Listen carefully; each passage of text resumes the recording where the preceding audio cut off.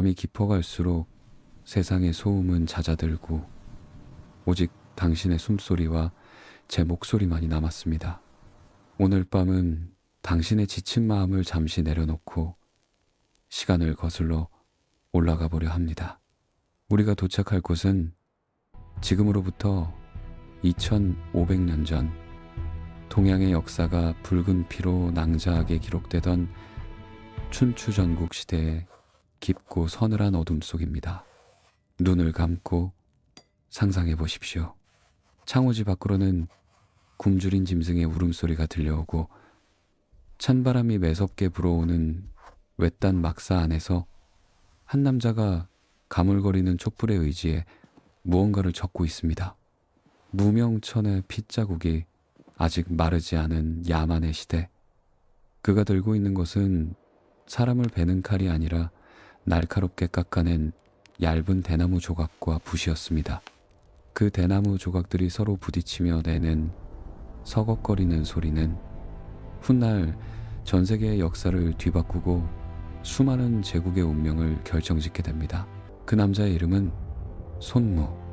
인류 역사상 가장 치명적이고 완벽한 지혜라 불리는 손자병법을 탄생시킨 주인공입니다. 당시의 세상은 그야말로 지옥이었습니다. 아침에 다정하게 인사를 나누던 이웃이 저녁이면 목이 잘린 시체가 되어 거리에 뒹굴었고 수백 년의 찬란한 문화를 이어온 거대한 국가가 하룻밤 사이에 지도에서 영원히 지워졌습니다. 장군들은 눈에 핏발을 세운 채 무모한 용기를 증명하려 앞다투어 전장으로 달려나갔고 군주들은 백성들의 목숨을 판돈으로 삼아 전쟁이라는 거대한 도박판에 기꺼이 주사위를 던졌습니다. 그들은 피를 흘리는 것만이 숭고한 명예이며 하늘의 운이 승패를 결정한다고 믿었습니다. 하지만 손무의 생각은 완전히 달랐습니다. 그는 병법서의 첫 장을 열며 당시 사람들이 맹신하던 전쟁의 모든 낭만과 상식을 산산조각 내버립니다. 손무는 뼈가 시리도록 단호하게 선언합니다. 전쟁은 국가의 중대사이며 생사와 존망이 달린 길이니 결코 가벼이 감정적으로 움직여서는 안 된다는 것입니다.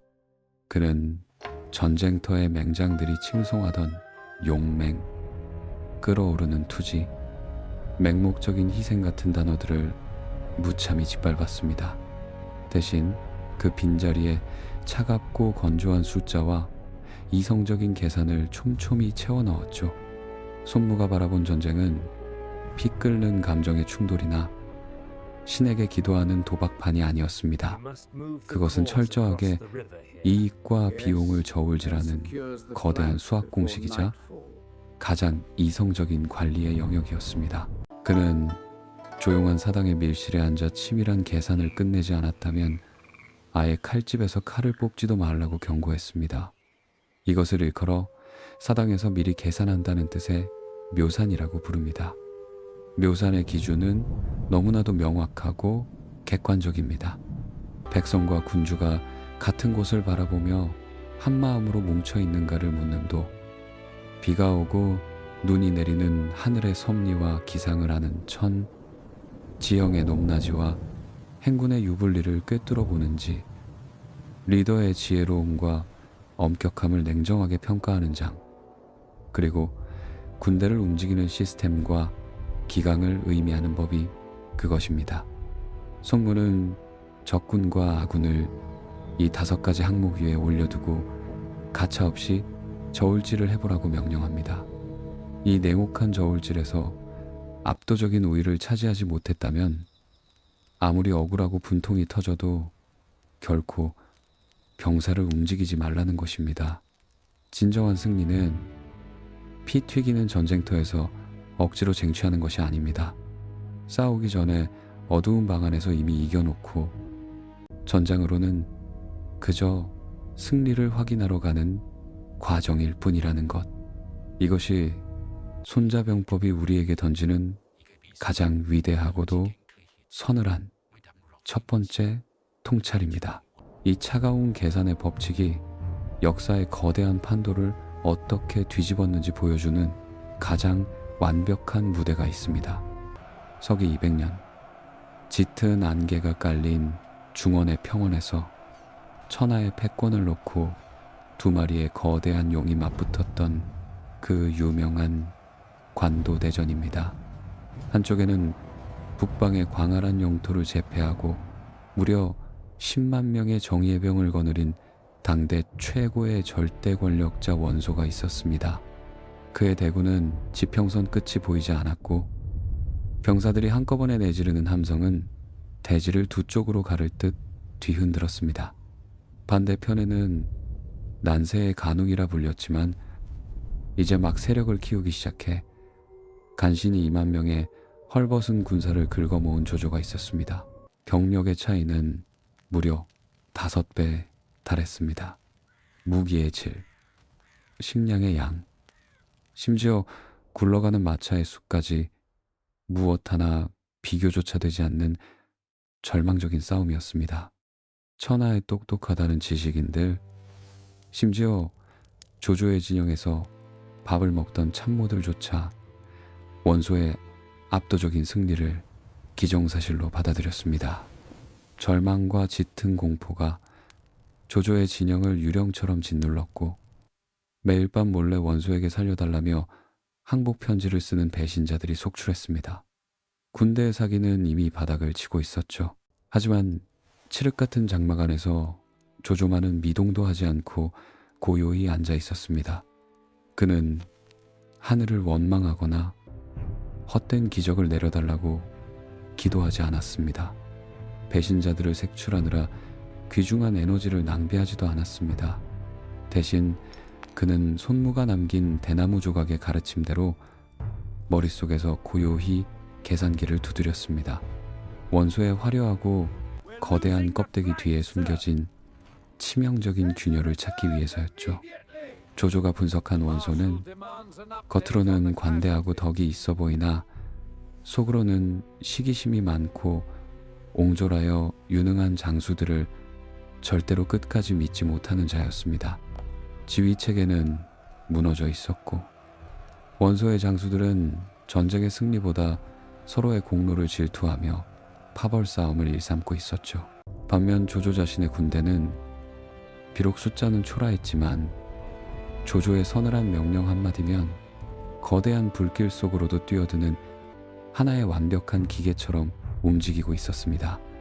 게다가 10만 대군이라는 원소의 어마어마한 숫자는 역으로 철저히 분석해보면 매일 아침 저녁으로 입에 털어 넣어야 하는 군량미의 양이 천문학적이라는 뜻이기도 했습니다. 덩치가 클수록 굶주림의 고통은 더 빠르게, 더 치명적으로 퍼지게 마련입니다. 조조는 자신의 2만 군사로 원소의 10만 대군과 평원에서 정면 승부를 벌이는 어리석은 짓을 피했습니다. 그는 철저히 숨죽여 기다렸고 적의 가장 깊숙한 곳에 숨겨진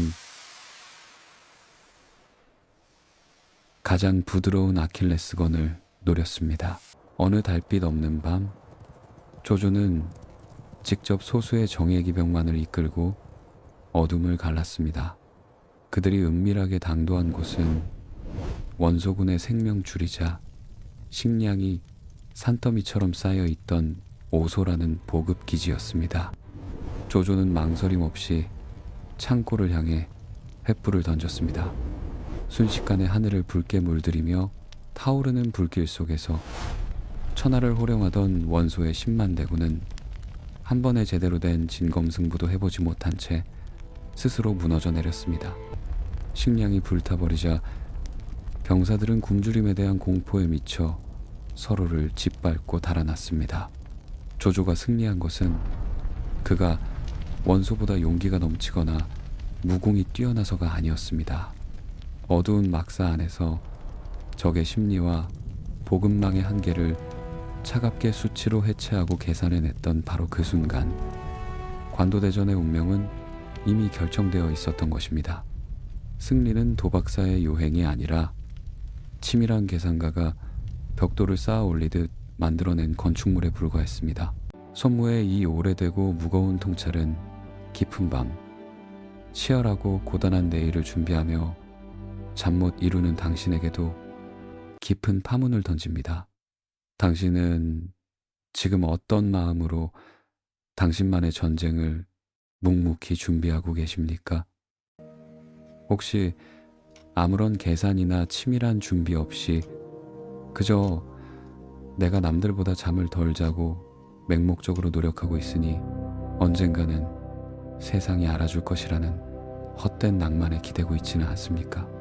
내가 가진 순수한 열정과 진정성만 있으면 저 거대한 자본과 경쟁자들의 벽을 부술 수 있다고 스스로를 위로하고 있지는 않은가요? 송무는 우리에게 기적을 바라며 밤하늘의 별에 기도하는 것은 스스로의 무능함을 포장하는 패배자들의 변명일 뿐이라고 차갑게 일갈합니다. 성실함 그 자체가 언제나 승리의 보증수표가 되지는 않습니다. 방향이 틀린 성실함은 오히려 돌이킬 수 없는 끔찍한 재앙을 부르고 당신을 더 빨리 지치게 만들 뿐입니다. 승리라는 것은 어느 날 갑자기 하늘에서 뚝 떨어지는 행운의 선물이 아닙니다.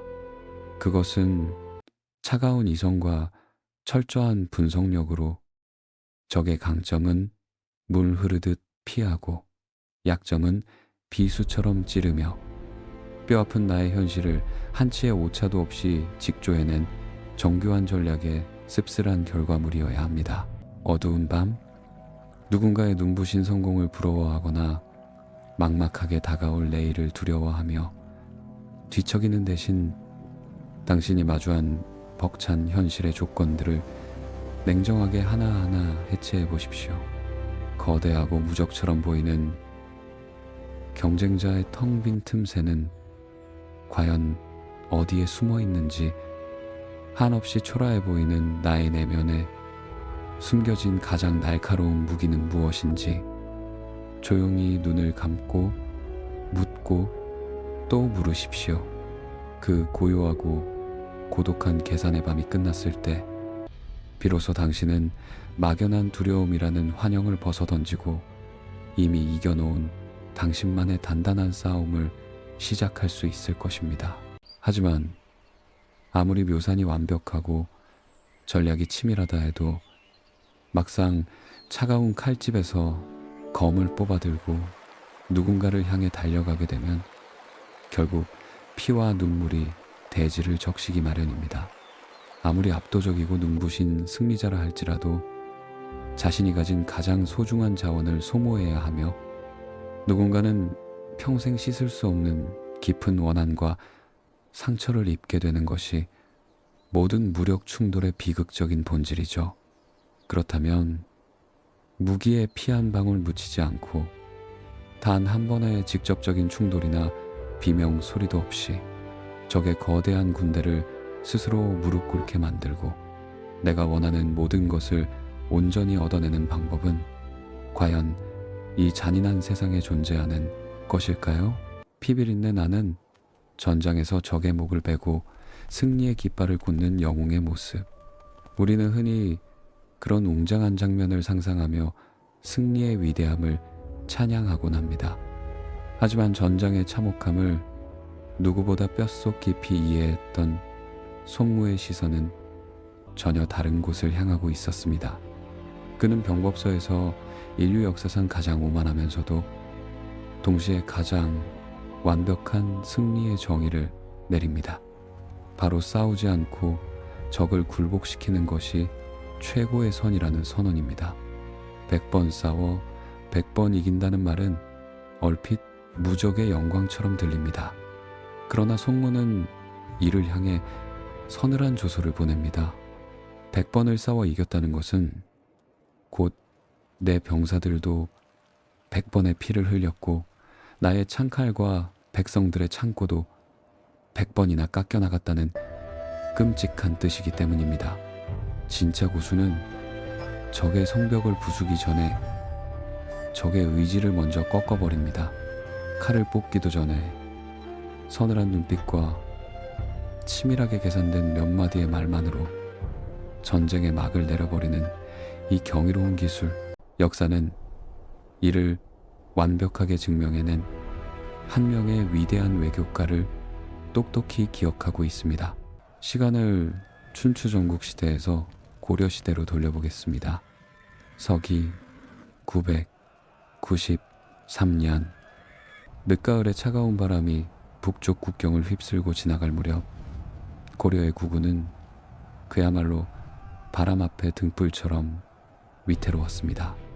북방의 거대한 패권 국가였던 거란의 소손령이 무려 80만 대군을 이끌고 압록강을 건너온 것입니다. 지평선을 까맣게 덮은 거란군의 기세와 흙먼지는 고려의 산천을 벌벌 떨게 만들었습니다. 그들은 고구려의 옛 땅을 되찾으러 왔다는 명분을 내세우며 당장 무릎을 꿇고 항복하라고 으름장을 놓았습니다. 공포에 질린 고려 조정은 아수라장이 되었습니다. 당장 서경 이북의 땅을 떼어주고 목숨만은 건지자는 항복론이 대세를 이뤘죠. 하지만 절망의 늪에 빠져 울부짖는 조정에서 단 한 사람, 서희 장군만은 핏발선적의 눈동자 너머에 숨겨진 진짜 의도를 차갑고 예리하게 읽어내고 있었습니다. 서희는 단 한 명의 호위병도 없이 무기 하나 쥐지 않은 텅 빈 손으로 적진의 한복판을 향해 걸어 들어갔습니다. 소손룡은 기선제압을 위해 뜰 아래에서 자신에게 엎드려 절을 하라고 오만하게 요구했습니다. 하지만 서희는 눈 하나 깜짝하지 않았습니다. 신하가 임금을 뵙는 것도 아닌데 어찌 무릎을 꿇으란 말이냐며 오히려 벼락같이 호통을 쳤죠. 첫 만남의 팽팽한 긴장감 속에서 서희는 손모가 말한 적의 전략 자체를 타격하는 고단수의 심리전을 던지기 시작합니다. 소손령이 고려는 신라의 땅에서 일어났으면서 왜 거란의 소유인 고구려 영토를 넘보느냐고 억지를 부리자 서희는 단호하고 논리적으로 맞받아쳤습니다. 나라 이름부터가 고구려를 계승한 고려이며 고구려의 옛 수도인 평양을 자신들의 도읍으로 삼고 있는데 오히려 거란이 우리의 땅을 침범한 것이 아니냐는 무서운 논리였습니다. 억지스러운 명분으로 전쟁을 일으킨 적의 논리적 뼈대를 단숨에 부러뜨린 것입니다. 하지만 서희의 진짜 무서움은 그 다음이었습니다. 그는 거란이 이토록 어마어마한 군대를 이끌고 온 진짜 목적이 고려의 멸망이 아님을 이미 꿰뚫어 보고 있었습니다. 당시 중원의 막강한 송나라와 패권 다툼을 벌이던 거란의 입장에서는 등 뒤에 있는 고려가 언제 자신의 목덜미를 물지 모르는 눈엣가시였습니다. 즉, 거란이 진정으로 원한 것은 고려가 송나라와의 관계를 끊고 자신들과 손을 잡으라는 묵시적인 압박이었던 것입니다. 서희는 이 깊숙이 숨겨진 욕망과 두려움을 동시에 건드렸습니다. 우리가 거란과 교류하고 싶어도 중간에 여진족이 가로막고 있어 갈 수가 없으니 그 땅을 우리에게 주어 길을 열어준다면 기꺼이 거란과 친하게 지내겠다고 달콤하면서도 치명적인 제안을 한 것입니다. 결과는 인류 전쟁사에 길이 남을 마법 같은 기적이었습니다. 80만 대군은 고려 백성 단 한 명의 피도 흘리게 하지 못한 채 조용히 발길을 돌렸습니다. 심지어 고려는 피 한 방울 흘리지 않고 강동 육주라는 광활하고 비옥한 영토까지 손에 넣었습니다. 이것이 바로 무기를 쓰지 않고 이기는 최상의 승리입니다. 손문은 승리의 등급을 아주 엄격하게 나누어 설명합니다. 가장 훌륭한 장수는 적의 의도와 전략을 먼저 부숴버리고 그 다음으로 훌륭한 장수는 적의 외교 관계를 끊어 고립시킵니다. 실제로 군대를 동원해 창칼을 부딪히는 것은 그보다 한참 아래의 하책이며 굳게 닫힌 성을 억지로 공격하는 것은 도저히 다른 방도가 없을 때만 선택하는 최악의 방법이라고 경고합니다. 서인은 이 깊은 철학을 완벽하게 통달하고 있었습니다. 그는 병사들을 사지로 몰아넣어 적을 죽이는 대신 적의 머릿속 생각을 지배하고 적의 근원적인 두려움을 자극하여 80만이라는 거대한 적의 에너지를 오히려 아군을 위해 움직이게 만들었습니다. 파괴하고 빼앗는 것은 아마추어들의 방식입니다. 진정한 지휘관은 상처 입지 않은 온전한 상태의 승리를 거머�줍니다. 이 고요하고 오래된 지혜는 오늘 밤 복잡한 세상을 살아가는 우리에게 묵직한 울림을 줍니다. 당신은 지금 누군가를 이기기 위해 혹은 당신의 자존심을 지키기 위해 스스로 피투성이가 되는 험난한 길을 걷고 있지는 않습니까? 분노에 눈이 멀어 상대의 가슴에 지울 수 없는 상처를 입히는 것만이 진정한 승리라고 착각하고 있지는 않은가요? 직장에서의 숨 막히는 갈등, 사업상의 팽팽한 협상, 혹은 사랑하는 이들과의 서운한 다툼 속에서도 우리는 자주 칼을 뽑으려는 유혹에 시달립니다. 하지만 부서진 잿더미를 얻는 것은 하수의 일입니다. 상대를 설득하여 내 목표의 방향으로 걷게 만들거나 상대가 감히 나를 흔들 엄두조차 내지 못하게 당신만의 단단한 판을 짜놓는 것, 그것이 당신의 소중한 에너지와 시간을 지키고 평화롭게 승리하는 가장 현명한 길입니다. 물론 우리가 살아가는 이 차갑고 냉혹한 현실에서는 부드러운 대화와 타협만으로 모든 갈등이 해결되지는 않습니다. 아무리 피하려 해도 때로는 피할 수 없는 정면 승부의 순간이 찾아오고 원치 않는 전장의 한복판에 서야 할 때도 있습니다. 하지만 외교가 실패하고 피할 수 없이 진흙탕 같은 전장으로 걸어 들어가야만 한다면 그 거대한 적들을 집어삼킬 비밀은 아주 단순한 자연의 이치 속에 숨어 있습니다. 바로 흐르는 물의 모양입니다. 세상에서 가장 부드러운 것은 무엇일까요? 손가락 사이로 허무하게 빠져나가는 물입니다. 하지만 동시에 세상에서 가장 무섭고 파괴적인 것도 물입니다. 오랜 시간 묵묵히 바위를 때려 거대한 협곡을 깎아내고 한순간의 해일로 웅장한 도시를 흔적도 없이 삼켜버리는 것이 바로 물의 진면목이니까요. 피할 수 없는 싸움에 직면했을 때 송문은 우리에게 억센 강철의 칼날이 아니라 형체가 없는 물의 그림자를 닮으라고 속삭입니다. 손자병법에서 가장 철학적이고 유연한 지혜, 바로 지형과 기세를 읽어내는 통찰의 세계로 들어가 보겠습니다. 우리가 살면서 수없이 듣고 흔하게 쓰는 말 중에 지피지기면 백전불태라는 말이 있습니다. 적을 알고 나를 알면 100번 싸워도 위태롭지 않다는 뜻이죠. 하지만 이 말을 단순히 적의 병력과 나의 병력을 수치로 비교하는 산수쯤으로 여긴다면 그것은 송무의 깊은 뜻을 10분의 1도 이해하지 못한 것입니다. 송무가 말하는 득이란 적의 심리뿐만 아니라 내가 딛고 서 있는 땅의 숨결, 하늘의 기운, 그리고 물의 흐름까지 통달하는 우주적인 계산을 의미합니다. 군대의 형태는 물을 본받아야 합니다. 높은 곳을 피하고 낮은 곳으로 흐르며 고정된 형태 없이 지형에 따라 끊임없이 변화하는 물. 이것을 병무상세 수무상형이라고 합니다. 적의 압도적인 힘 앞에서는 텅 빈 공간으로 물처럼 스며들고 적이 방심한 틈에는 거대한 파도처럼 에너지를 집중하는 것입니다. 이 경이로운 물의 철학을 역사상 가장 처절하고도 완벽하게 증명해낸 사내가 있습니다. 바람 앞에 등불 같던 조선을 구한 영웅 이순신 장군입니다. 때는 16세기 말, 칠흑 같은 절망이 조선의 바다를 덮쳤을 무렵이었습니다. 칠천량 해전의 참패로 조선의 수군은 사실상 괴멸되었고 남은 것이라곤 상처 입은 13척의 판옥선과 겁에 질려 떨고 있는 병사들 뿐이었습니다.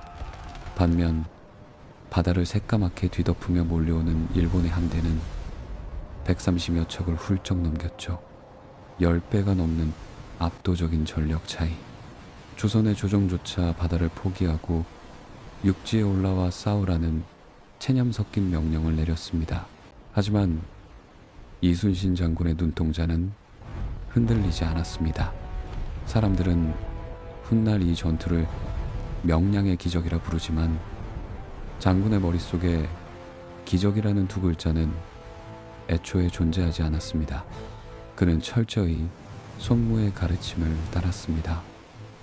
손무는 싸워서 이기는 것을 하수의 방식이라 했고 이겨놓고 싸우러 가는 것을 진짜 명장의 길이라고 했습니다. 이것이 바로 먼저 이겨놓고 싸움을 기다린다는 선승구전의 절대 원칙입니다. 장군은 두려움에 떠는 부하들을 향해 맹목적인 돌격이나 헛된 희생을 명령하지 않았습니다. 대신 그는 물의 흐름과 바다 밑바닥 땅의 모양을 계산하기 시작했습니다. 그가 찾아낸 승리의 열쇠, 그것은 바로 울돌목이라는 좁고 험난한 바다의 길목이었습니다. 울돌목은 바다의 폭이 좁고 조류가 너무나 거세어 바닷물이 암초에 부딪히며 마치 짐승이 우는 듯한 소리를 내는 곳입니다. 이순신 장군은 적의 거대한 함대 규모에 압도당하지 않았습니다. 대신 적이 통과해야만 하는 그 좁은 길목의 너비를 정밀하게 재었습니다. 아무리 수백 척의 적선이 새까맣게 몰려온다 한들 울돌목의 좁은 목구멍 안으로 들어올 수 있는 배는 한 번에 불과 몇 척에 지나지 않았기 때문입니다. 장군은 막근 바다에서 적과 힘자랑을 하지 않고 좁은 복도로 적을 유인해 철저하게 1대1의 상황을 강제했습니다. 적의 꽉 찬 곳을 피하고 비어있는 틈을 파고드는 허실의 극치였습니다. 전투가 시작되자 승리에 도취해 울돌목으로 밀려든 일본 수군은 곧바로 자연이 만든 끔찍한 함정에 빠졌습니다. 물길이 바뀌는 순간 거센 조류는 일본 배들을 덮쳤고 좁은 해협 안에서 자기들끼리 엉키고 부딪히며 처참하게 부서지기 시작했습니다. 이순신 장군이 좁은 길목에 배치한 13척의 배는 그저 굳건히 자리를 지킨 채 엉켜서 자멸하는 적을 향해 정확한 포격만 가하면 그만이었습니다. 장군이 이긴 것은 13척이 130척보다 강해서가 아닙니다. 땅의 생김새와 바다의 숨결을 완벽한 아군으로 만들었기 때문입니다. 적은 장군의 한 포에 맞기 이전에 이미 울돌목이라는 대자연의 덫에 걸려 스스로 숨통을 끄는 것입니다. 이것이 손무가 말하는 지형과 기세의 통제입니다. 승리하는 군대는 천길 낭떠러지 위에 엄청난 양의 물을 가둬두었다가 단숨에 터뜨리는 것과 같은 기세를 만듭니다. 반면 패배하는 군대는 이길 수 없는 불리한 지형에서 억지로 적과 칼을 맞대며 헛된 땀과 피를 흘립니다. 고수는 억지스러운 힘으로 싸우지 않습니다. 지형을 읽고 환경을 통제하여 적이 제풀에 지쳐 쓰러지게 만드는 완벽한 판을 짜놓을 뿐입니다. 깊은 밤, 이불 속에서 웅크린 채 스스로의 삶을 조용히 되돌아보십시오. 당신은 지금 감당하기 벅찬 130척의 거대한 적들 앞에서 혹은 넘어설 수 없을 것 같은 세상의 장벽 앞에서 무기력하게 떨고 있지는 않습니까? 그 압도적인 두려움 앞에서 당신이 가진 13척의 초라한 배를 보며 한숨을 내쉬고 있다면 시선을 돌려 당신이 딛고 서 있는 지형을 살피십시오. 무작정 정면 돌파를 시도하며 계란으로 바위를 치는 대신 적의 강한 힘이 분산될 수밖에 없는 당신만의 울돌목을 찾아야 합니다. 고정관념이라는 무거운 뇌를 올리고 유연하게 물처럼 흘러적이 미처 방어하지 못한 빈 공간으로 조용히 스며드십시오. 세상의 모든 위대한 승리는 겉으로 보이는 무기의 강함이 아니라 보이지 않는 곳에서 당신이 짜놓은 판의 정교함에서 시작됩니다. 이제 당신을 둘러싼 모든 판은 짜여졌고 거대한 물줄기를 터뜨릴 준비는 끝났습니다. 적은 당신이 설계한 서늘한 덫 안으로 오만하게 발을 들이밀고 있죠. 하지만 아무리 치밀하게 설계된 덫이라도 이 요소 하나가 어긋나면 모든 것이 한순간에 잿더미로 변해버립니다. 세상에서 가장 잔인하면서도 변덕스러운 무기, 그 덫을 완벽하게 작동시킬 마지막 방아쇠는 바로 시간입니다. 시간은 언제나 누구에게나 공평하게 흐른다고들 말합니다. 하지만 생사가 오가는 전쟁터에서 시간은 결코 자비로운 심판관이 아닙니다.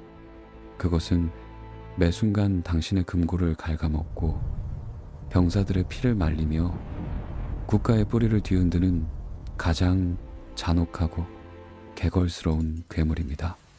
완벽한 지형을 찾고 기막힌 덫을 놓았다 한들 머뭇거리는 순간 모든 것은 잿더미가 됩니다.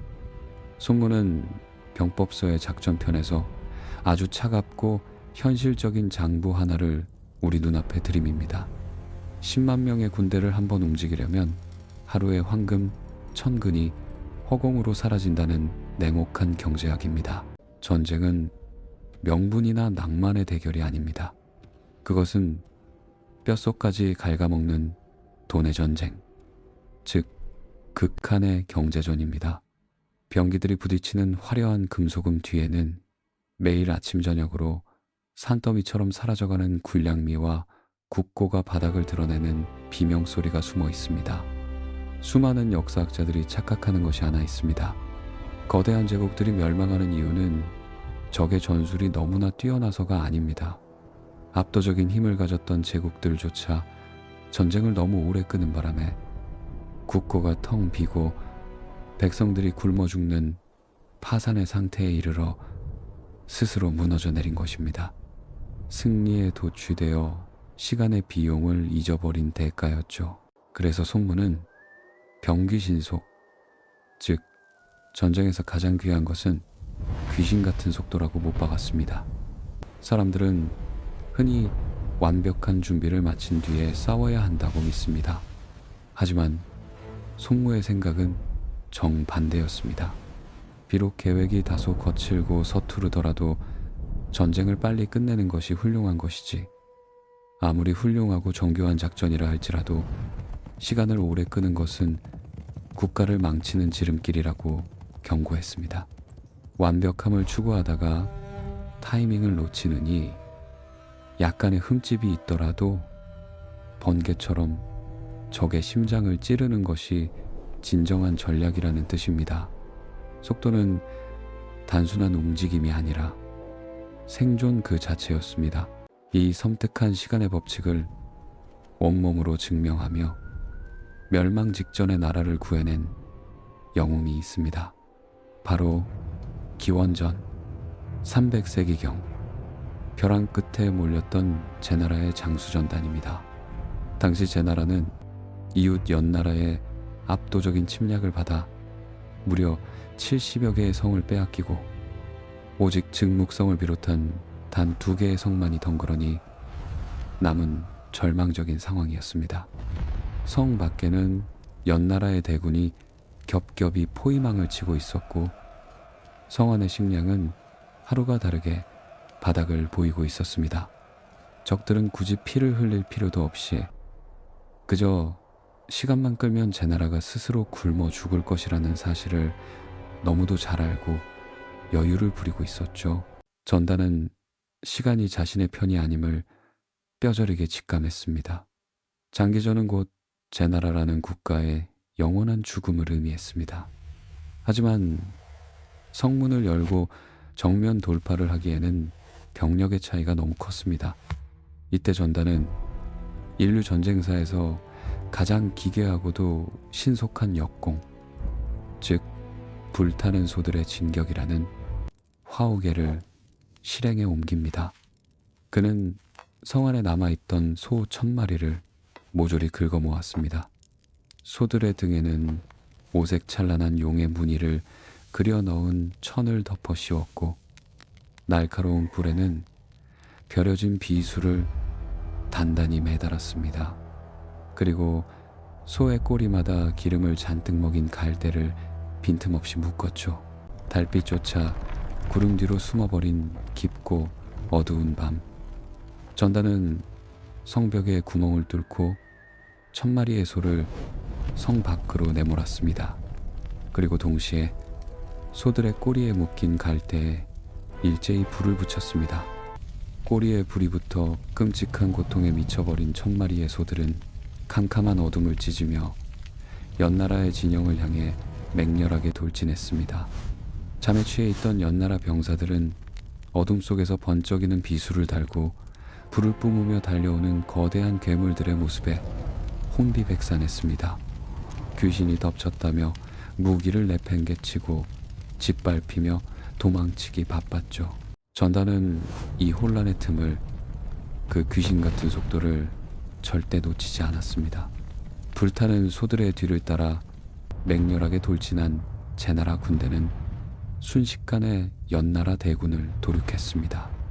그리고 그 압도적인 기세를 몰아빼앗겼던 70여 개의 성을 단 며칠 만에 모조리 되찾는 기적을 일궈냈습니다.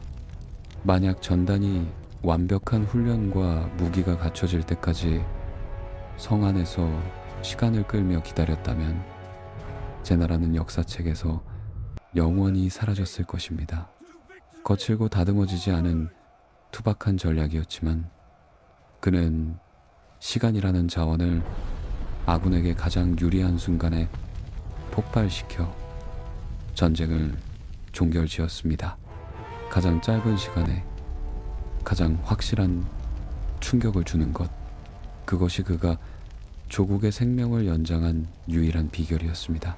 이 깊은 밤, 당신은 어쩌면 완벽한 타이밍을 기다린다는 핑계로 마땅히 해야 할 결단들을 차일피일 미루고 있지는 않습니까? 모든 조건이 완벽하게 갖춰질 때를 기다리는 것은 어쩌면 실패에 대한 두려움을 숨기기 위한 비겁한 변명일지도 모릅니다. 당신이 주저하고 망설이는 그 고요한 시간 속에서도 당신의 귀중한 자본과 에너지는 모래시계의 모래알처럼 속절없이 빠져나가고 있습니다. 속문은 잠 못 이루는 당신에게 벼락같이 호통을 칩니다. 세상에서 가장 비싸고 사치스러운 비용은 바로 당신이 결단을 내리지 못해 낭비해버린 시간이라고 말입니다.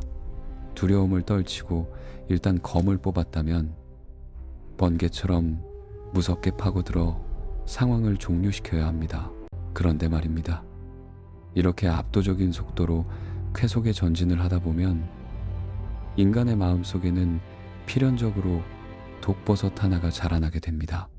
바로 자신이 세상의 모든 것을 통제할 수 있다는 오만함입니다. 그리고 뛰어난 사냥꾼은 적이 오만해지는 바로 그 찰나의 순간을 절대 놓치지 않습니다.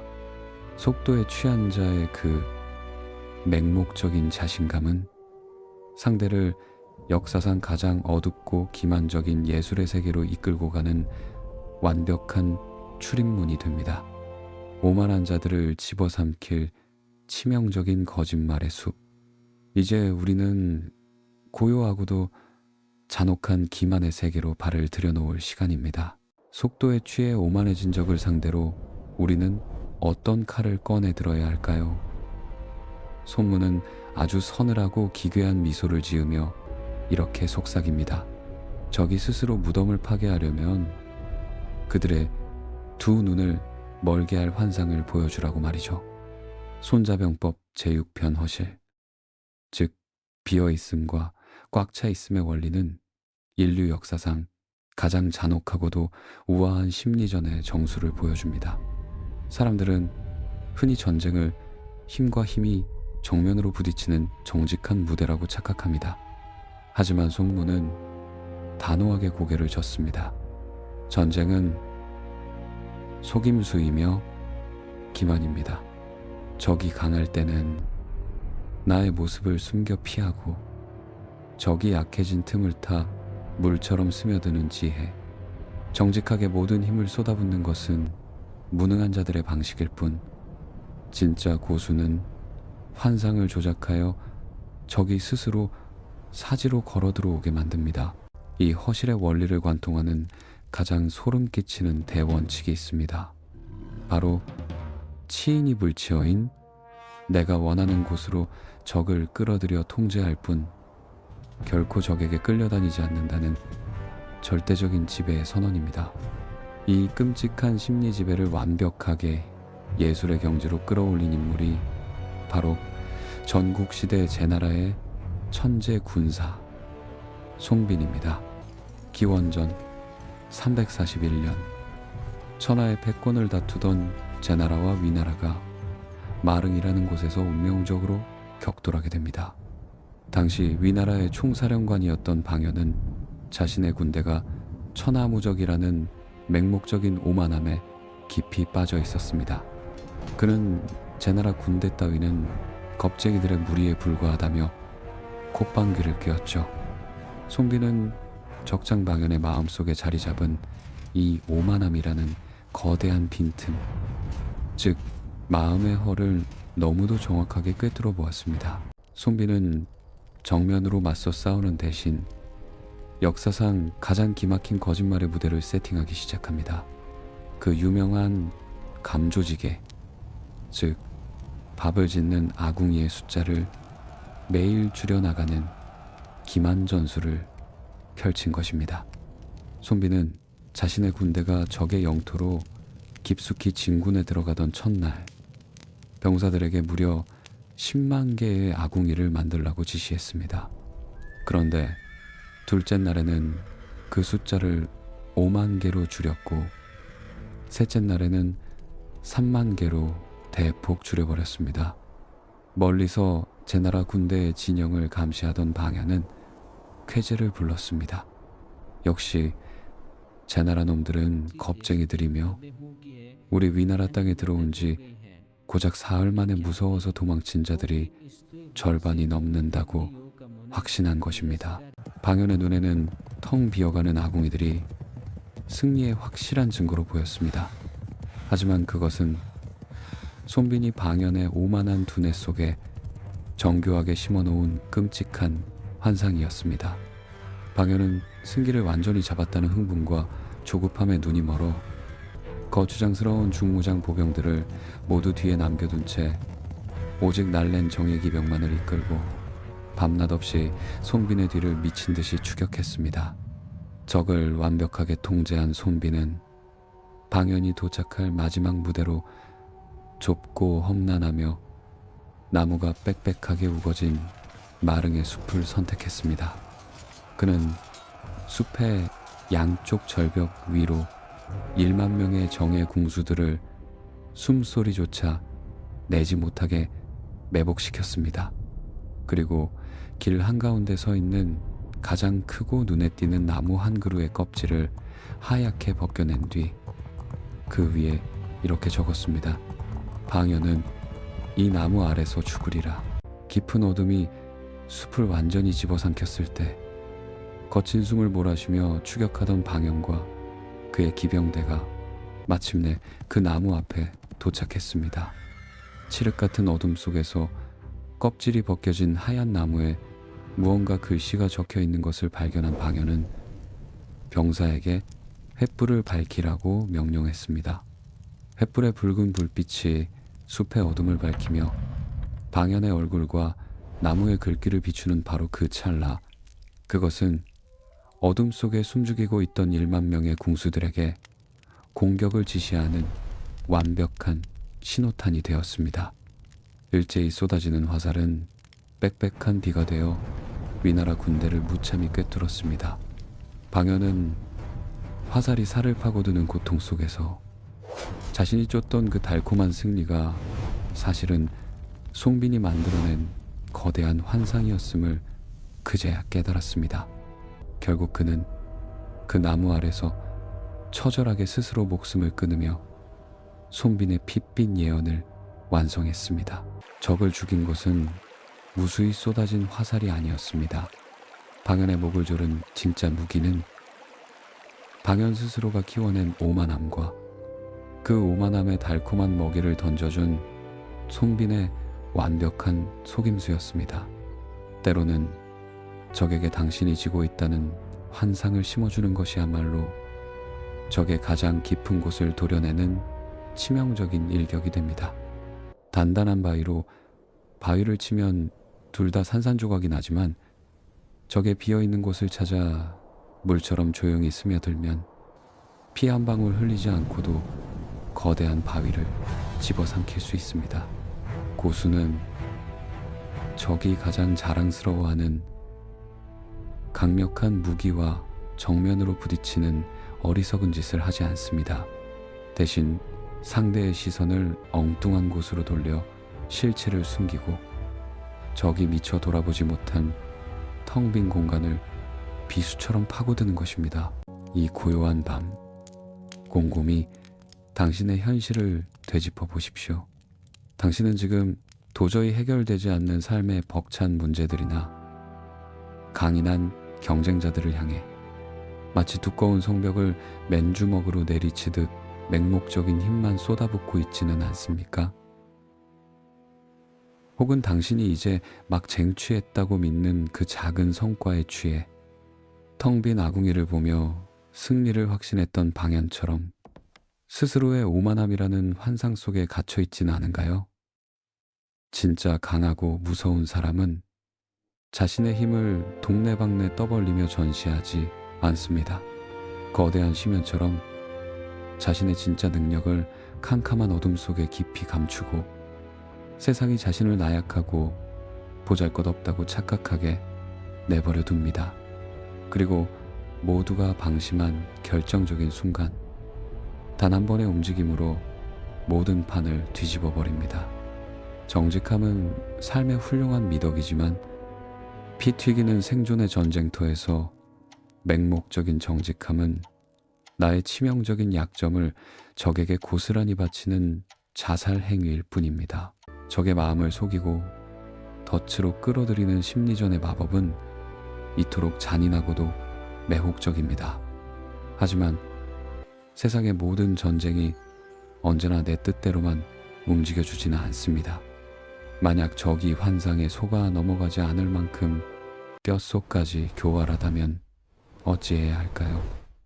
혹은 내가 반드시 쟁취해야 할 승리의 고지가 너무나 험준하고 멀어서 도저히 정면으로는 적보다 먼저 도달할 수 없는 절망적인 상황이라면 어떻게 해야 할까요? 이제 우리는 또 다른 기막힌 역발상의 세계로 발걸음을 옮깁니다.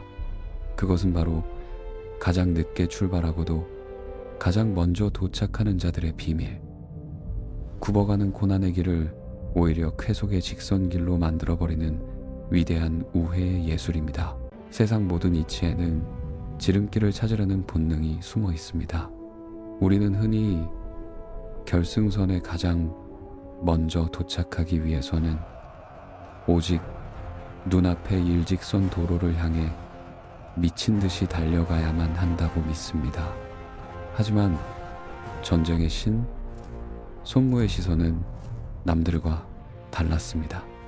그는 제7편 군쟁에서 리더들의 뼈를 때리는 가장 기막힌 역발상을 꺼내듭니다. 바로 우직지게, 즉 멀고 굽어가는 길을 오히려 가장 빠른 지름길로 만들고 뼈를 깎는 고난을 오히려 달콤한 이익으로 뒤바꿔버리는 경이로운 통찰입니다. 군쟁이란 적과 내가 유리한 고지를 선점하기 위해 다투는 것을 말합니다. 하지만 눈에 보이는 이익을 향해 무작정 먼저 달려가는 자는 100이면 100, 함정에 빠지거나 제풀에 지쳐 피를 토하며 쓰러지게 마련입니다.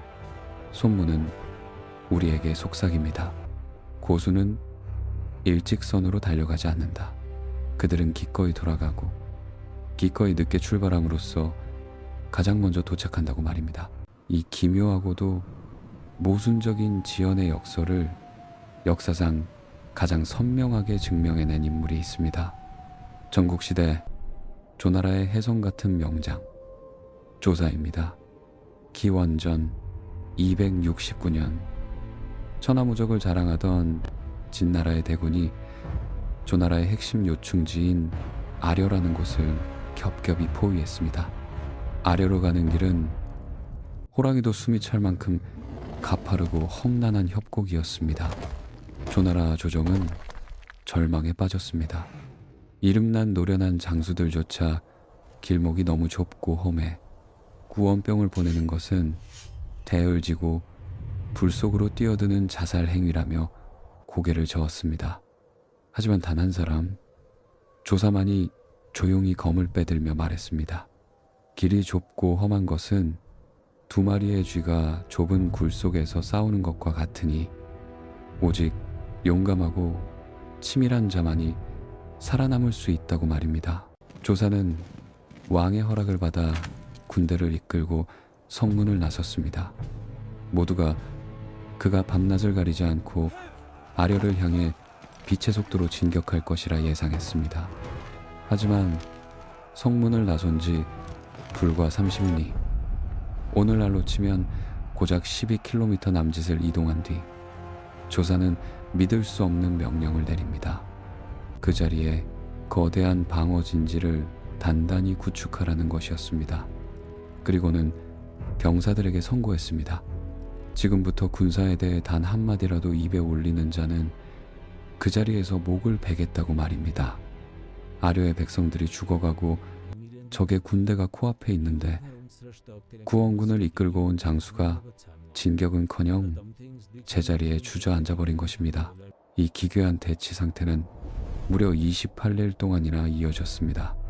조나라 군대는 마치 돌부처처럼 꼼짝도 하지 않았고 진나라에서 몰래 파견한 첩자들이 이 한심한 광경을 지켜보고 돌아가 보고했습니다.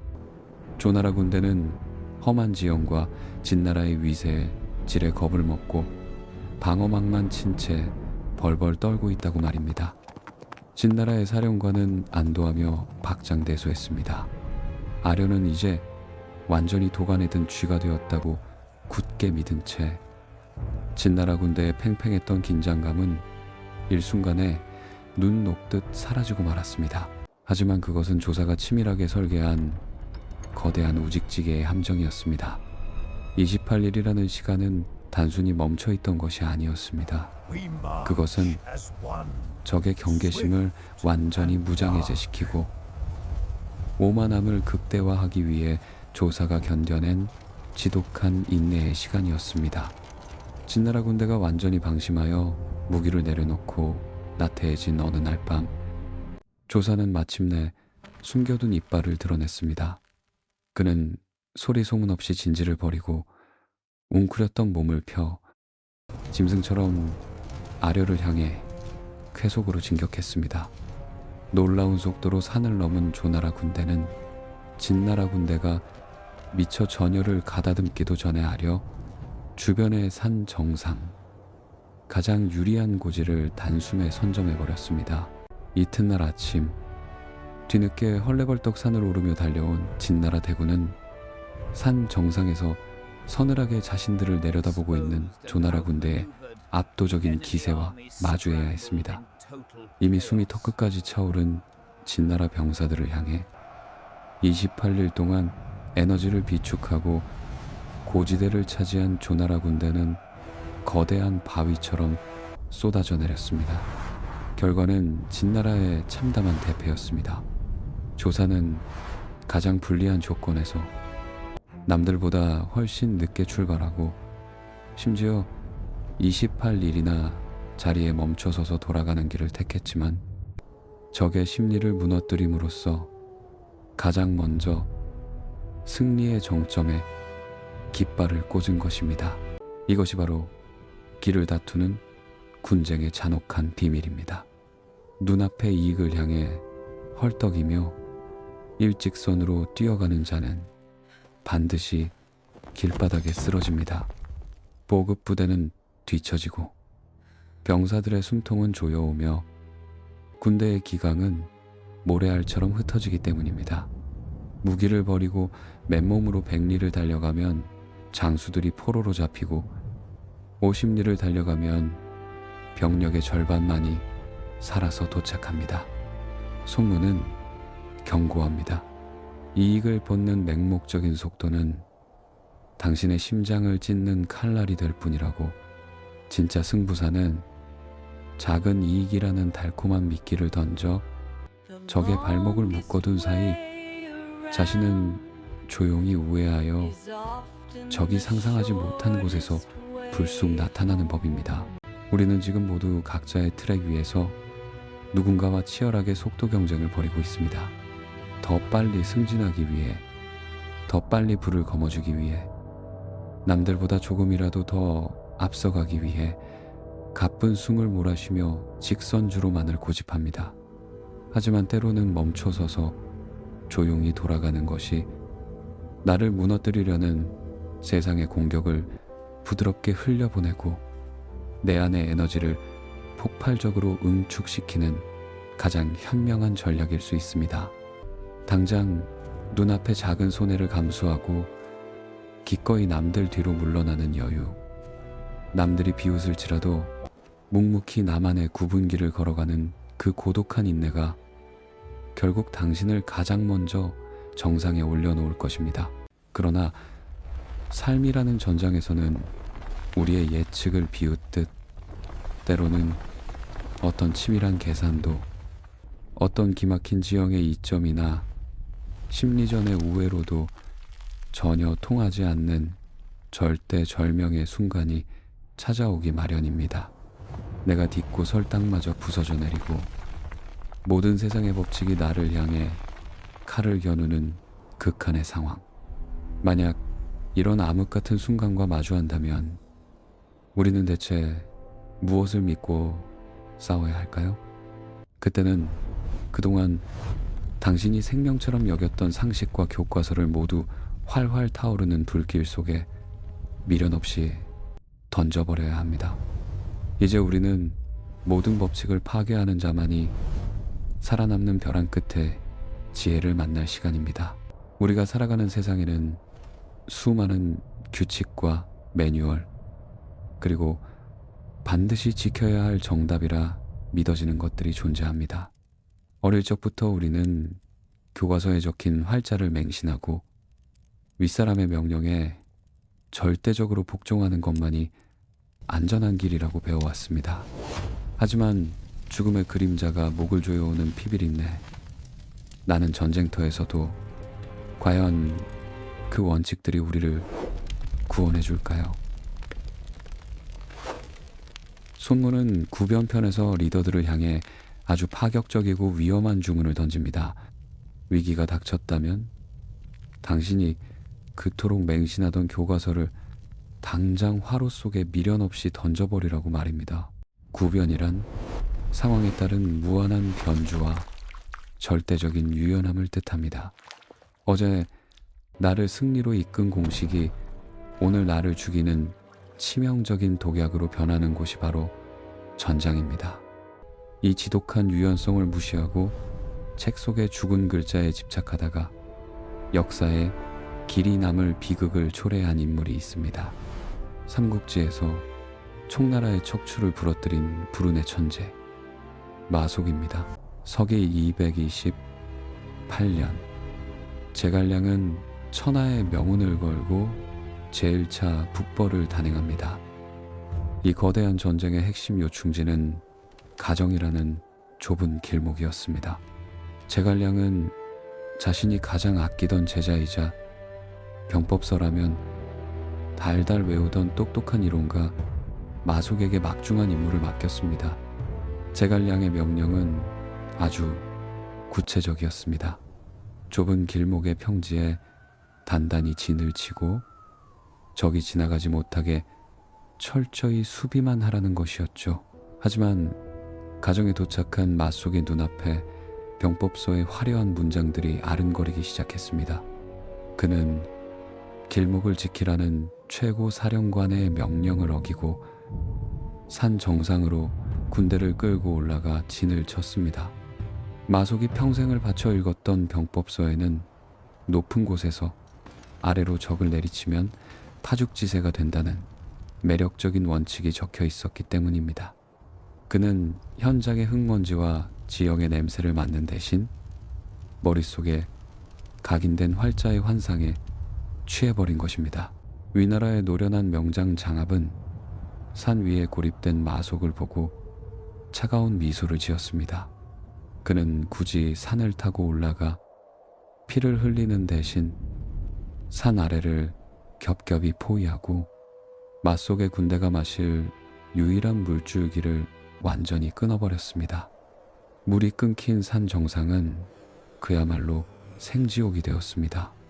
타들어가는 고통 속에 병사들의 기강은 모래알처럼 무너져 내렸고 위나라의 화공 한 번에 총나라 정예병들은 싸워보지도 못한 채 처참하게 괴멸당하고 말았습니다. 마속은 병법의 이론에는 통달했을지 모르나 살아 숨쉬는 전장의 변화를 잃지 못한 대가로 자신의 목을 내놓아야 했습니다. 이것이 눈물을 머금고 마속의 목을 벤다는 읍참마 속의 참혹한 비극입니다. 손무는 이런 참사를 2500년 전에 예견했습니다. 그래서 그는 인류 역사상 가장 반역적인 문장 하나를 병법서에 묵직하게 새겨 넣었습니다. 바로 군명, 유소, 불수. 임금의 명령이라도 현장 상황에 맞지 않으면 결단코 듣지 않을 수 있다는 폭탄 같은 선언입니다.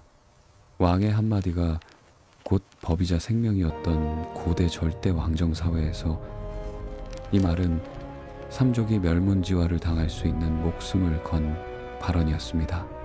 하지만 손무는 단호했습니다.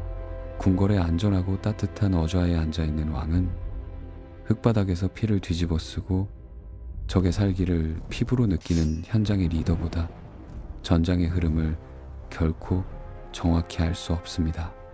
리더의 최우선 과제는 윗사람의 기분을 맞추거나 낡은 규정 뒤에 숨는 것이 아니라 조직을 살리고 승리를 일궈내는 것이기 때문입니다. 이것은 단순한 항명이 아닙니다. 책임을 회피하기 위해 맹목적으로 규칙을 따르는 비겁함을 버리고 모든 결과를 온전히 짊어질 각오로 살아있는 결단을 내리라는 숭고한 책임감의 요구입니다. 가야 할 길 중에도 가지 말아야 할 길이 있고 빼앗아야 할 성이라도 굳이 공격하지 말아야 할 성이 있는 법입니다. 어제의 정답이 오늘의 오답이 될 때 유연하게 궤도를 수정하지 못하는 자는 낡은 매뉴얼과 함께 침몰할 수밖에 없습니다. 오늘 하루 당신은 얼마나 많은 규칙과 윗사람의 지시, 사회가 정한 정답이라는 족쇄에 묶여 있었습니까? 가슴 깊은 곳의 직관과 위기감을 애써 무시한 채 그저 매뉴얼대로 했을 뿐이라며 스스로를 위안하고 있지는 않습니까? 손무는 낡은 책들을 불태우며 조언합니다.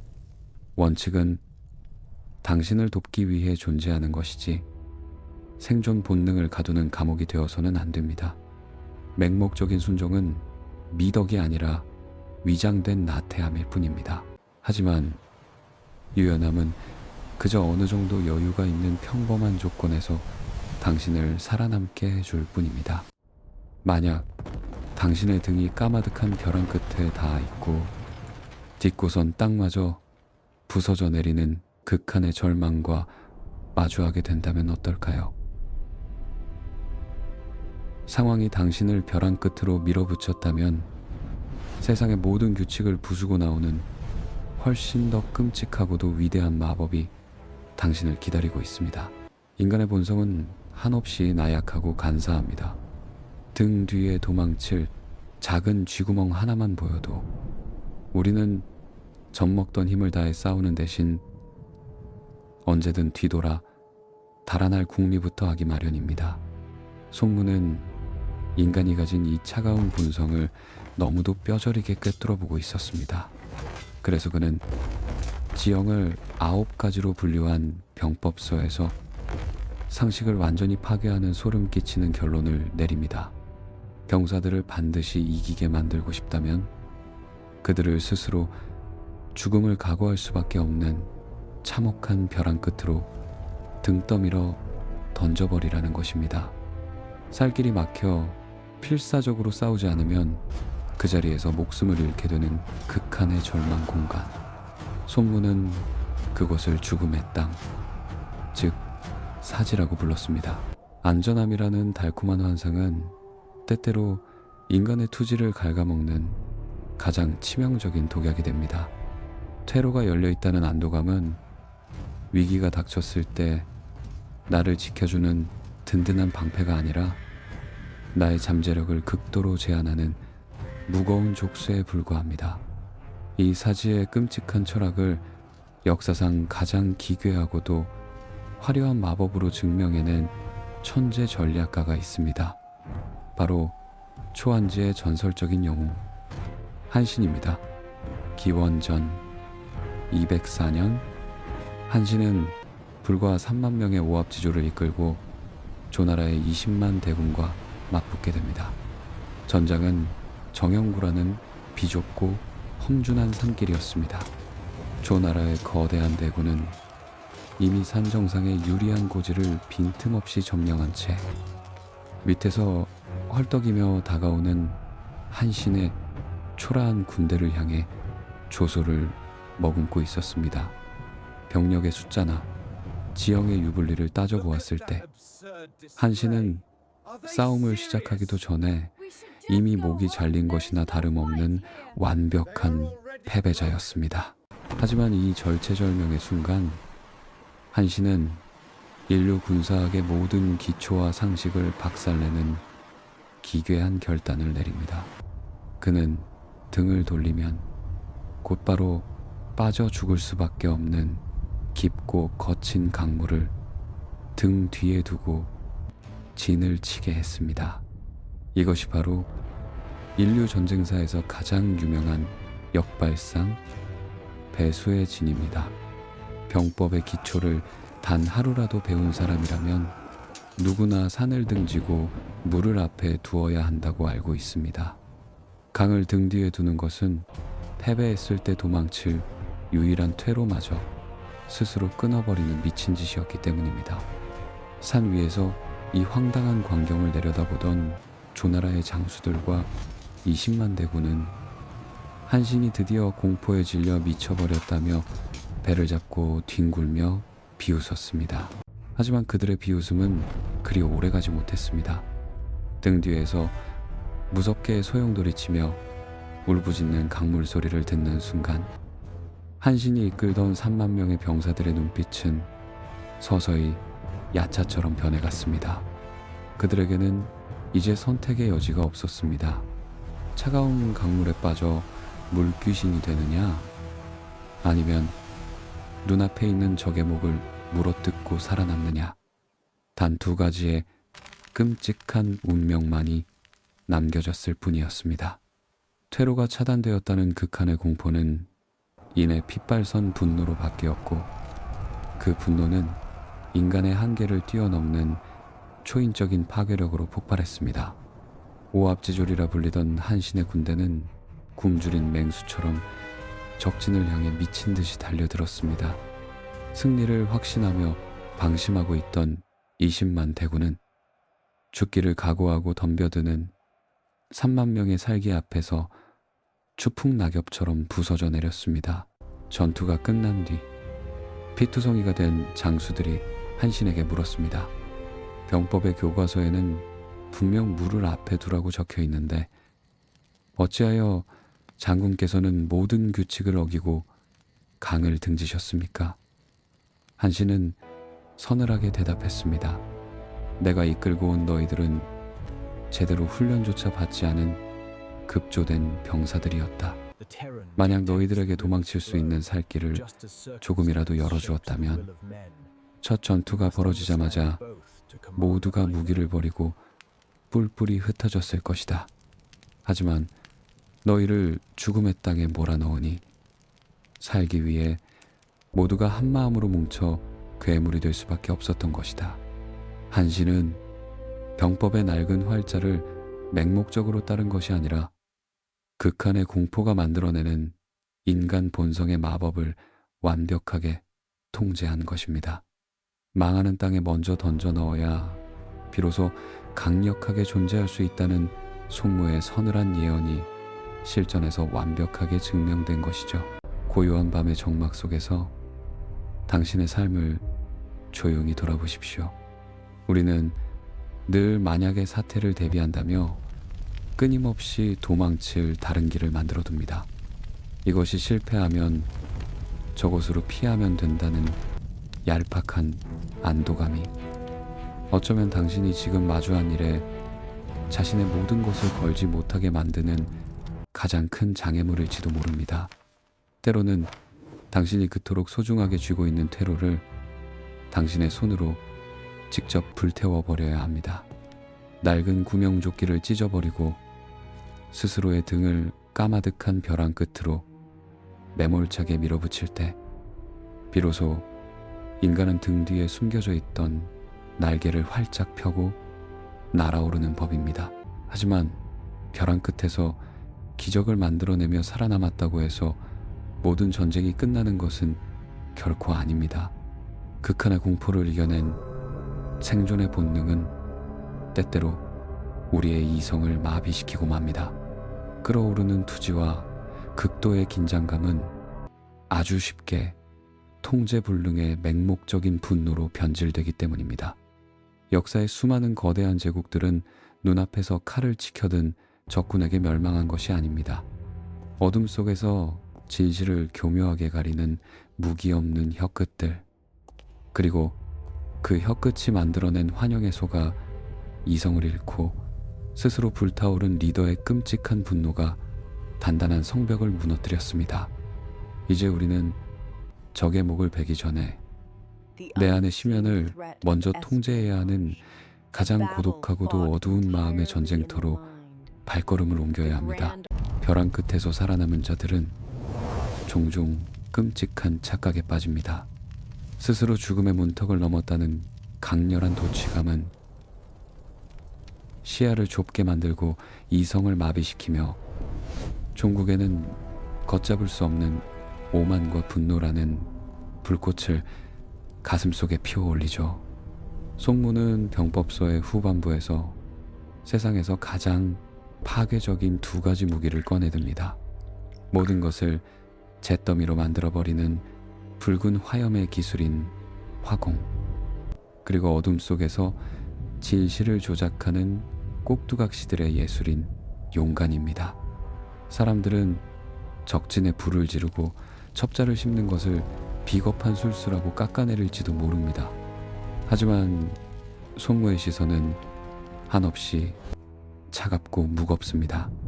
그가 진정으로 경고하고자 했던 것은 불을 지르는 물리적인 기술이 아니라 그 파괴적인 무기를 손에 쥔 리더의 심연, 즉 맹목적인 분노를 통제하는 차가운 평정심의 문제였습니다. 역사상 가장 견고했던 성벽들은 결코 밖에서 날아온 불화살에 무너지지 않았습니다. 대제국을 무너뜨린 가장 치명적인 무기는 칠흑 같은 어둠 속에서 은밀하게 움직이는 첩자들의 혀끝이었습니다. 천하를 통일한 진시황의 진나라가 이웃 조나라를 멸망시킬 때의 일입니다. 당시 조나라에는 이목이라는 불패의 수호신이 버티고 있었습니다. 진나라의 최정예 군대조차 이목이 굳건히 지키고 있는 방어선을 뚫지 못해 번번이 피눈물을 흘리며 돌아서야만 했죠. 전면전으로는 승산이 없음을 뼈저리게 깨달은 진나라는 칼 대신 손무의 용감편을 펼쳐들었습니다. 진나라는 조나라 왕의 곁에서 아부하던 간신곽계에게 어마어마한 양의 황금을 몰래 보냈습니다. 그리고 아주 정교하게 조작된 소문 하나를 조나라 궁궐 깊숙한 곳에 흘려보냈죠. 바로 이목 장군이 진나라와 은밀히 내통하여 조나라 왕을 몰아내려는 반란을 꾀하고 있다는 끔찍한 거짓말이었습니다. 어리석고 의심이 많았던 조나라 왕은 국경 밖에서 자신을 노리는 수십만의 적군보다 당장 내 등 뒤에서 칼을 겨누고 있을지도 모른다는 간신의 속삭임에 이성을 잃고 말았습니다. 분노와 두려움에 사로잡힌 왕은 자신을 지켜주던 유일하고도 가장 강력한 방패였던 이목을 불러들여 그 자리에서 목을 베어버렸습니다. 이목의 목이 떨어지자마자 진나라 군대는 기다렸다는 듯이 조나라를 무참히 짓밟았습니다. 진나라는 아군의 피 한 방울 흘리지 않고 오직 혀끝 하나로 조나라의 심장을 정확히 멈춰 세운 것입니다. 이것이 바로 손무가 말한 첩자활용의 무서움입니다. 손무는 전쟁을 위해 10만의 군대를 일으키면 하루에 황금 1000근이 허공으로 사라지는데 적의 사정을 알아내기 위해 쓰는 푼돈을 아끼다가 패배하는 리더야말로 지혜롭지 못한 자의 극치이며 가장 잔인한 리더라고 일갈했습니다.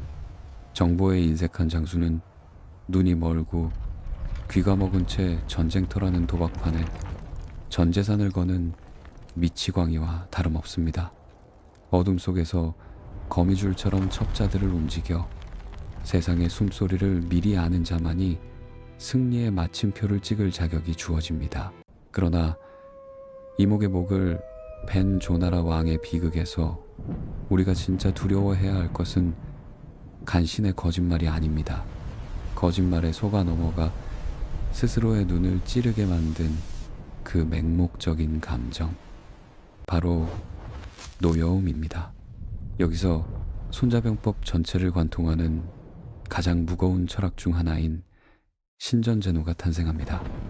전쟁은 신중하게 하되 분노는 완벽하게 통제하라는 피 맺힌 경고입니다.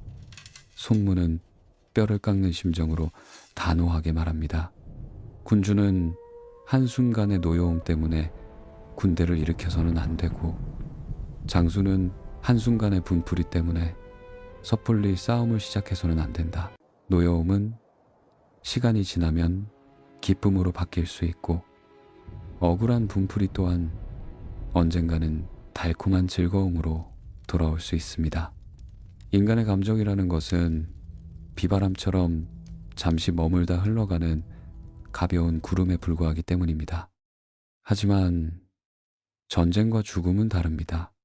분노에 취해 한번 망해버린 국가는 결코 다시 세울 수 없으며, 당신의 오판으로 한번 죽어버린 사람은 영원히 살려낼 수 없습니다. 감정에 휩쓸려 휘두른 칼날의 대가는 영원히 되돌릴 수 없는 끔찍한 파멸로 돌아온다는 것. 이것이 빛빛 전장을 수없이 목격한 노장 손무의 서늘한 통찰입니다. 진정한 리더는 적벽의 대함대를 잿더미로 만들 수 있는 강력한 불을 손에 쥐고서도 자신의 가슴 속에서 타오르는 분노의 불길만큼은 얼음처럼 차갑게 얼려버릴 줄 아는 고독한 존재입니다.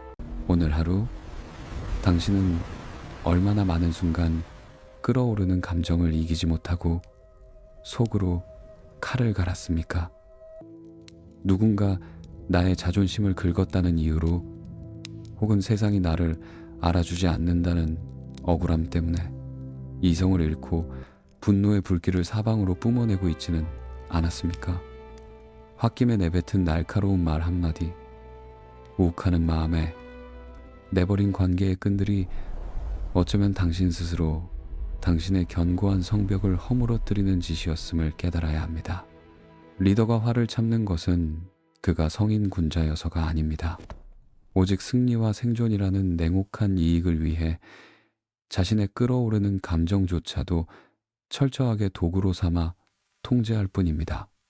분노는 우리의 두 눈을 가리지만 차가운 이익은 우리가 가야 할 명확한 길을 보여줍니다. 우리는 이제 손자병법이 가리키는 험난한 지혜의 산맥을 거의 다 넘어왔습니다. 적을 속이는 기만의 예술부터 지형을 통제하는 법, 죽음의 땅에서 살아남는 본능, 그리고 내면의 분노를 다스리는 뼈아픈 수련까지 인간이 가질 수 있는 가장 파괴적이고도 지혜로운 무기들을 모두 살펴본 셈입니다. 그렇다면 인류 역사상 가장 완벽한 사륙과 생존의 공식을 완성하여 세상에 던져준 이 위대한 산에 송무는 과연 어떤 최후를 맞이했을까요? 이 무시무시한 지혜를 남긴 주인공은 모든 영광이 쏟아지던 가장 빛나는 순간에 위인들의 역사에서 유례를 찾아볼 수 없는 가장 기괴하고도 소름 끼치는 선택을 하고 맙니다. 우리는 지난 9번의 길고 어두운 여정을 통해 전쟁의 모든 잔혹한 기술과 인간 심리의 밑바닥을 훑어보았습니다. 이제 이 피비린내 나는 이야기의 마지막 장을 덮으며 가장 거대하고도 쓸쓸한 질문 하나를 던져야 할 시간입니다. 인류 최고의 병법서를 남기고 오나라를 천하의 패자로 만들었던 그 위대한 천재 송무는 과연 어떤 최후를 맞이했을까요? 역설적이게도 손자병법의 마침표는 화려한 승전가나 영웅의 비장한 죽음이 아니라 안개처럼 흩어지는 고요하고 서늘한 퇴장으로 찍힙니다. 송무는 자신의 병법이 단지 대나무 조각에 적힌 죽은 글자가 아님을 전장에서 직접 피로 증명했습니다. 그는 오나라 왕 함려를 도와 당대 최강국이던 초나라의 수도를 함락시켰고 변방의 작은 나라였던 오나라를 일약천하를 호령하는 패권국으로 올려놓았습니다. 부와 권력, 명예가 모두 그의 발밑에 엎드렸던 그 찬란한 정점의 순간, 그러나 역사의 기록에서 송무라는 이름은 그날 이후 후련히 그리고 영원히 사라져버립니다. 왕이 내리는 산더미 같은 황금도 천하를 호령할 수 있는 거대한 권력도 마다한 채 그가 짙은 안개 속으로 모습을 감춘 이유는 무엇일까요? 그것은 손무 자신이 썼던 병법의 잔혹한 결말을 누구보다 뼈저리게 알고 있었기 때문입니다.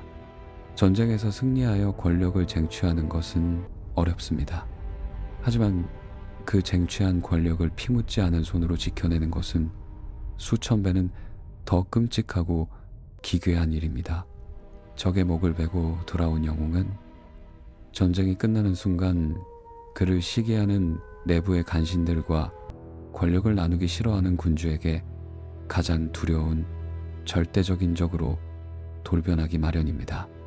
송무는 인간의 끝없는 탐욕과 권력의 속성, 즉 사냥이 끝나면 사냥개를 무참히 삶아먹는다는 토사구팽의 잔혹한 섭리를 깊숙이 꿰뚫어 보고 있었습니다.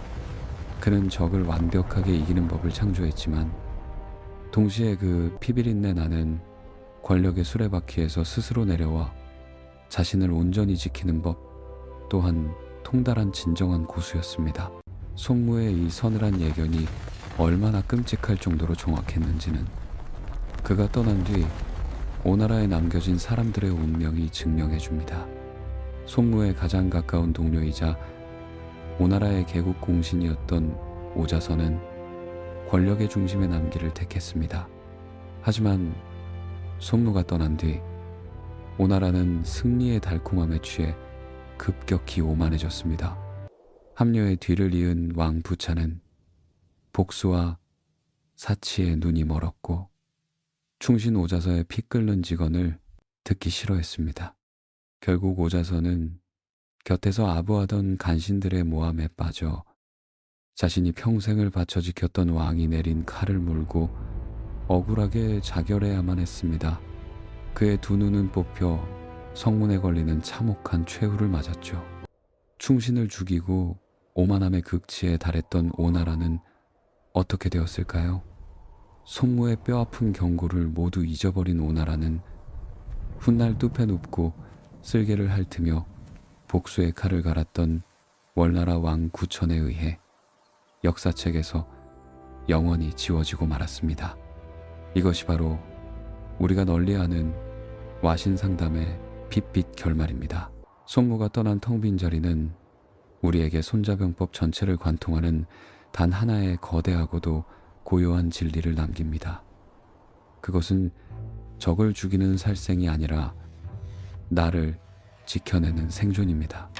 그가 13편의 병법을 통해 그토록 치밀하게 비용을 계산하고 속임수를 강조하며 싸우지 않고 이기는 부전이구를 외쳤던 진짜 이유는 단 하나였습니다. 무의미한 전쟁을 막고 단 한 명의 백성이라도 더 살려내어 평화를 지키기 위함이었습니다. 진정한 명장은 세상의 모든 화려한 찬사를 뒤로한 채 자신이 쥔 피 묻은 칼을 미련 없이 칼집에 꽂아 넣고 조용히 뒤돌아설 줄 아는 사람입니다. 상대를 짓밟고 올라선 자리는 언제나 또 다른 피를 부르지만 스스로 물러나 평온을 택한 자의 마음속에는 누구도 무너뜨릴 수 없는 영원한 승리의 성벽이 세워지기 때문입니다. 전쟁의 신이라 불리던 사내가 우리에게 남긴 마지막 가르침은 싸우는 법이 아니라 싸움을 멈추고 온전한 나로 돌아가는 법이었습니다. 자, 이제 2500년 전에 흙먼지 날리던 전장에서 빠져나와 고요한 당신의 방 안으로 돌아올 시간입니다. 창밖에 짙은 어둠은 세상을 포근하게 덮어주고 있고 당신을 괴롭히던 낮의 모든 소음도 이제는 아득히 멀어졌습니다. 오늘 하루 당신은 총성 없는 현대의 춘추전국 시대 속에서 살아남기 위해 참으로 고단하고 치열하게 싸우셨습니다. 당신은 지금 누구를 이기기 위해 그토록 가쁜 숨을 몰아쉬며 달려오셨습니까? 매일 마주해야 하는 벅찬 업무, 나를 깎아내리는 차가운 시선들, 아니면 뒤처질지도 모른다는 내면의 깊은 두려움과 싸우셨습니까? 이제는 그 팽팽하게 당겨진 활 시위를 조용히 내려놓으십시오. 오늘 하루 무너지지 않고 버텨낸 것만으로도 당신은 이미 훌륭한 승리를 거둔 위대한 장수입니다. 손무의 지혜는 낡은 대나무 조각 속에 갇힌 과거의 유물이 아닙니다. 그것은 매일 밤 상처 입고 지친 당신의 마음을 어루만져주고 내일의 아침을 다시 맞이할 수 있게 하는 단단하고 따뜻한 나침반입니다. 이제 머릿속을 가득 채웠던 복잡한 계산기의 전원을 끄고 가슴속에서 일렁이던 억울한 분노의 불꽃도 조용히 불어 끄십시오. 당신의 곁에는 그 어떤 첩자도 그 어떤 적군의 칼날도 다가올 수 없습니다. 가장 위대한 승리는 세상 모두를 굴복시키는 것이 아니라 이 깊은 밤 당신의 마음속에 찾아온 평온하고 깊은 잠을 지켜내는 것입니다. 대나무 엮는 소리도 거친 말발굽 소리도 모두 안개 너머로 사라졌습니다. 오직 깊고 부드러운 숨결만이 당신을 감싸 안습니다. 눈을 감고 당신만의 고요한 평화 속으로 깊이 가라앉으십시오. 내일의 해가 떠오르면 당신은 조금 더 지혜롭고 단단해져 있을 것입니다. 당신의 치열했던 오늘을 위로하며 이제 손자병법의 낡은 책장을 덮습니다. 깊고 평온한 밤. 안녕히 주무십시오.